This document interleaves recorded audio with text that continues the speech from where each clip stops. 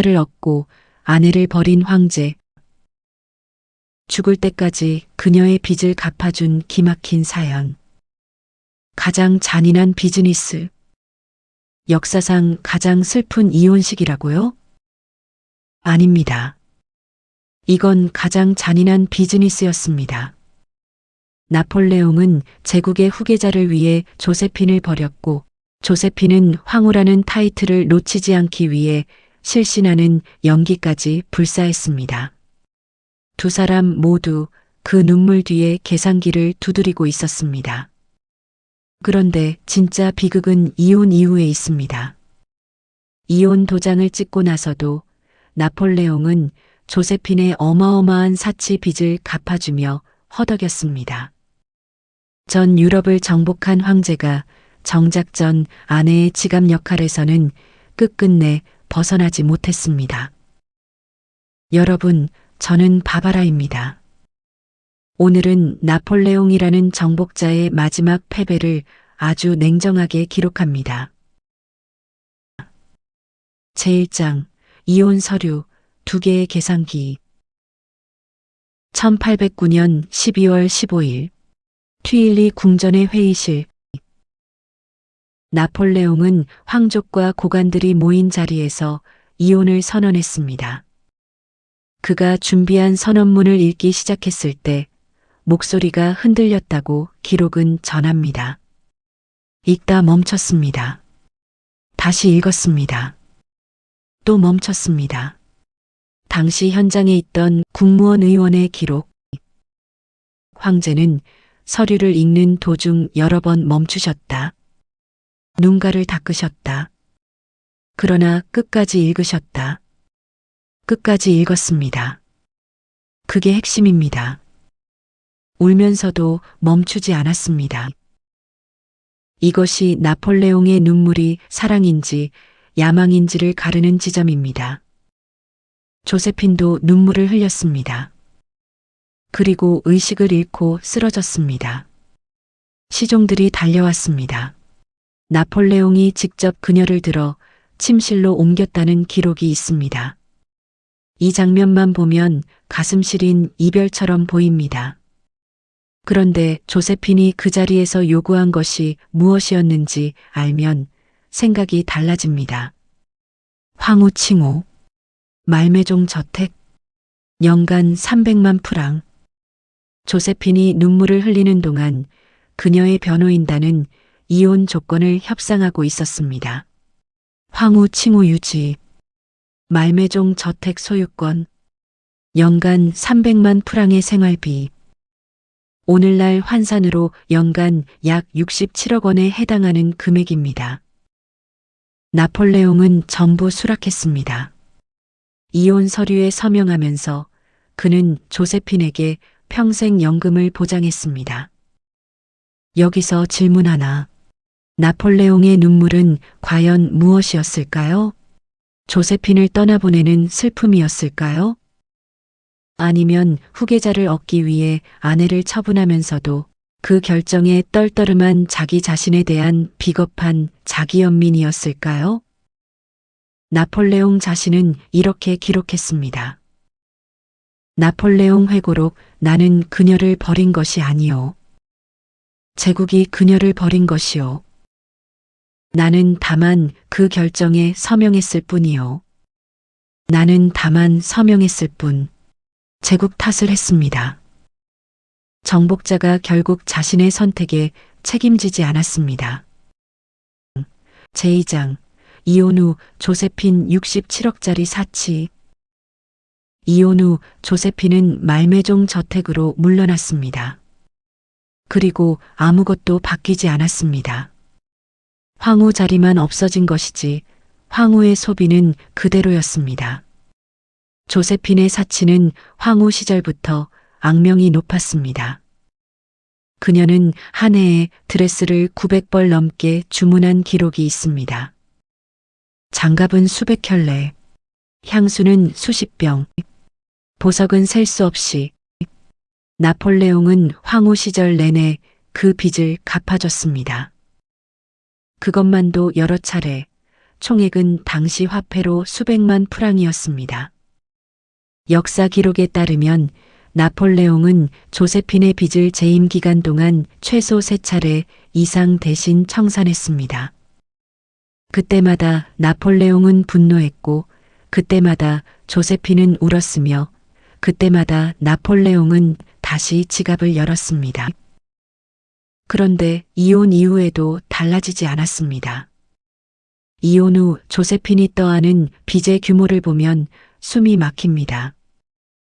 말매종 저택 개보수비, 정원 확장비, 새로운 드레스 주문, 파티 비용, 손님 접대비. 조세핀은 황후가 아니었지만 황후처럼 살았습니다. 그리고 그 청구서는 어김없이 나폴레옹에게 갔습니다. 나폴레옹은 이혼 후에도 조세핀의 빚 청구서를 받았습니다. 그리고 갚아줬습니다. 왜? 측근들은 이렇게 전합니다. 나폴레옹이 조세핀에게 빚 청구서를 받을 때마다 한숨을 쉬면서도 결코 거절하지 않았다고. 갚아주시오. 그 여자가 빚더미에 올라앉는 꼴은 볼 수가 없다. 이혼한 전 아내의 빚을 보는 것이 불편한 황제. 전 유럽을 지배한 사람이 전 아내의 청구서 앞에서 허덕이고 있었습니다. 이것을 사랑이라고 부를 수 있을까요? 아니면 끊지 못한 의존의 다른 이름일까요? 정복자는 전쟁에서 이겼지만 청구서 앞에서는 졌습니다. 매번 제3장 새 황후 마리 루이즈 비교되는 두 여자. 1810년 나폴레옹은 오스트리아 황녀 마리 루이즈와 재혼했습니다. 조세핀보다 23살 어린 여자였습니다. 마리 루이즈는 모든 면에서 조세핀과 달랐습니다. 답장을 빠르게 썼습니다. 파티보다 가정을 택했습니다. 남편의 말에 순순히 따랐습니다. 그러나 나폴레옹은 전혀 설레지 않았습니다.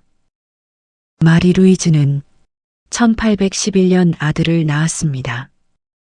나폴레옹이 그토록 원하던 후계자였습니다. 나폴레옹은 그 소식을 들었을 때 기쁨보다 안도감을 느꼈다고 기록은 전합니다. 그런데 같은 해 나폴레옹이 마리 루이즈에게 보낸 편지와 과거 조세핀에게 보낸 편지를 비교하면 하늘과 땅의 차이입니다. 마리 루이즈에게 보낸 편지. 아이가 건강하기를 바라오. 나도 건강하오. 전선 상황은 양호하오. 조세핀에게 보낸 편지. 당신의 편지가 없으면 나는 지옥에 있는 것 같소. 당신의 입술이, 당신의 눈빛이, 당신이 그립소. 제발 쓰시오. 마리 루이즈에게는 안부, 조세핀에게는 절규. 나폴레옹은 마리 루이즈를 존중했습니다. 하지만 조세핀에게는 미쳐 있었습니다. 인간은 자신을 행복하게 만들어주는 사람보다 자신을 괴롭히는 사람을 더 강렬하게 기억합니다. 나폴레옹은 마리 루이즈와의 결혼 생활에서 평온을 얻었습니다. 그런데 그 평온이 오히려 조세핀을 더 자주 생각하게 만들었습니다. 조세핀이 만들어낸 고통의 자리가 너무 컸기 때문입니다. 제4장 조세핀의 마지막 황제 없는 황후. 1814년 봄 나폴레옹은 유럽 연합군에 패배하여 엘바 섬으로 유배됐습니다. 조세핀은 말메종 저택에서 러시아 황제 알렉산드르 1세를 손님으로 맞았습니다. 여전히 우아했습니다. 여전히 매력적이었습니다. 여전히 사람들의 시선을 끌었습니다. 그리고 그로부터 며칠 뒤 1814년 5월 29일 조세핀이 숨을 거뒀습니다. 향년 50세, 사인은 폐렴이었습니다. 러시아 황제를 맞이한 정원 산책에서 감기가 깊어진 것이 원인이었다고 합니다. 나폴레옹이 엘바 섬으로 떠난 지 불과 몇 주 뒤였습니다. 이것을 우연이라고 부를 수 있을까요? 역사가들은 이렇게 기록합니다. 조세피는 나폴레옹이 유배된 이후 급격히 쇠약해졌다. 주변 사람들은 그녀가 나폴레옹의 몰락에 깊은 충격을 받았다고 증언했다. 황후 자리를 잃고도 화려하게 살았던 여자. 그 여자가 나폴레옹의 유배 소식을 듣고 쓰러졌습니다. 아이러니합니다. 그녀가 가장 필요로 했던 사람이 결국 나폴레옹이었습니다. 제5장 세인트 헬레나 마지막 유언. 1815년 나폴레옹은 워털루에서 패한 뒤 세인트 헬레나 섬으로 유배됐습니다. 유럽의 끝, 대서양 한가운데에 있는 그 섬에서 그는 6년을 보냈습니다. 그 6년 동안 나폴레옹이 가장 자주 꺼낸 이름이 있었습니다. 조세핀? 그는 이미 1814년에 조세핀이 죽었다는 소식을 들었습니다. 그 소식을 들었을 때 나폴레옹은 사흘 동안 방에서 나오지 않았다고 합니다. 당시 나폴레옹의 시종 마르샹의 기록. 황제께서는 문을 걸어 잠그셨다. 식사도 거의 하지 않으셨다. 사흘 후 나오셨을 때 한마디만 하셨다. 가장 아름다운 것이 먼저 갔구나. 14년을 함께했고 4년을 이혼한 상태였던 전 아내의 부고에 나폴레옹은 사흘을 방 안에 있었습니다. 그리고 1821년 5월 5일 나폴레옹은 세인트 헬레나에서 숨을 거뒀습니다. 향년 51세. 마지막으로 말한 단어들이 기록에 남아 있습니다. 나폴레옹 임종의 마지막 말, 프랑스, 군대, 조세핀.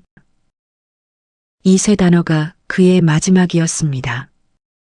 그는 제국도, 전쟁도, 왕관도 아닌 그 여자의 이름을 불렀습니다. 이혼한 지 12년이 지난 후에도, 조세핀이 죽고 7년이 지난 후에도 이것이 영웅의 로맨스입니까? 아니면 지독한 악연의 마침표입니까? 저는 답을 드리지 않겠습니다. 다만 이것 하나는 분명합니다. 나폴레옹은 생전에 모든 것을 가졌습니다.